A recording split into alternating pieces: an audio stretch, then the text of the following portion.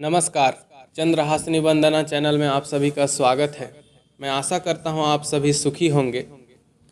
आज जानेंगे तुलसीदास जी, गोस्वामी तुलसीदास जी जो महाकवि रहे हैं, महालेखक रहे हैं एवं रामायण कथावाचक एवं हिंदी संस्करण रामायण के जो कवि माने जाते हैं, उनका प्रथम भेंट हनुमान जी से कब हुआ और संकट मोचन हनुमान अष्टक का कब रचना हुआ, इसी विषय में जानेंगे। तो आइए आपको ले चलता हूँ 16वीं शताब्दी की ओर, जब अकबर शासक थे, राज्य कर रहे थे, अकबर का राज्य था। तभी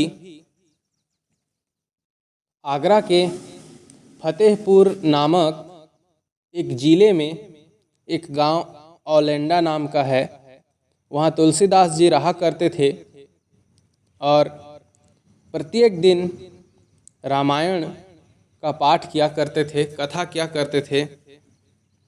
तुलसीदास जी कवि होने के साथ साथ वह एक कथावाचक भी थे रामायण के, और रामायण के हिंदी संस्करण में लेखक भी हैं, रचनाकार भी हैं। तो प्रत्येक दिन तुलसीदास जी रामायण का पाठ किया करते थे और वहाँ के जितने गांववासी हैं, सभी गांववासी यह रामायण कथा सुनने के लिए आते थे। साथ में एक कोढ़ व्यक्ति का रूप धारण करके एक चद्दर ओढ़े हुए बजरंगबली महाराज जी भी प्रत्येक दिन आ जाया करते थे। साथ में वह भी कथा सुनते थे। इसी कारण उनका एक नाम भी पड़ा है, राम कथा लोलाय। इस नाम से जब आप 108 नाम बजरंगबली जी का उच्चारण करते हैं तो यह नाम भी एक पड़ता है। कारण बस इतना ही है। तो बजरंगबली महाराज जी प्रत्येक दिन एक कोढ़ व्यक्ति का रूप धारण करके आ जाया करते थे और कथा सुना करते थे। और प्रत्येक दिन कथा संपन्न होने के बाद सभी चला जाया करते थे। तब तुलसीदास जी महाराज दिन प्रतिदिन प्रत्येक दिन देखते थे उन्हें, तो यह नोटिस करते थे कि यह कोढ़ सा व्यक्ति रोज़ मेरी कथा सुनने आता है, प्रत्येक दिन मेरी कथा सुनने आता है, उसके बाद कहाँ चला जाता है, और यह कौन व्यक्ति है जो इस गांव का तो नहीं लगता। बस यही सोच करके एक दिन तुलसीदास जी ने हनुमान जी का जो कोढ़ व्यक्ति रूप लिए हुए थे उनका पीछा करना आरंभ कर दिया। तब जाके पता चला कि वह तो बजरंगबली महाराज जी हैं। जिस भूमि में, जिस मैदान में कथा किया करते थे, उसी मैदान में तुलसीदास जी को बजरंगबली महाराज जी का प्रथम दर्शन हुआ। क्योंकि राम भक्त बजरंगबली जी के बाद किसी का नाम आता है राम भक्ति में, तो वह तुलसीदास जी ही थे। वह महान संत थे और श्री राम के भक्त भी थे। इसी कारण बजरंगबली जी का उनको अनेक बार दर्शन हुआ। तो प्रथम दर्शन औलेंडा नामक गांव में भूमि में हुआ। वहाँ आज देखेंगे तो संकट मोचन के नाम से बजरंगबली जी का मंदिर है और वहीं उनका प्रथम दर्शन हुआ। तब तुलसीदास जी महाराज अनेक कष्ट बताते हुए बजरंगबली जी से एक वर मांगा और उस वर के फलस्वरूप संकट मोचन हनुमान अष्टक का रचना हुआ।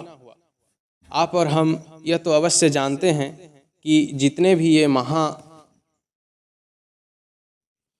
है, जैसे रामायण हुआ, हनुमान चालीसा हुआ, हनुमान साठिका हुआ, हनुमान संकट मोचन अष्टांग हुआ, यह सब तुलसीदास जी ने रचा है।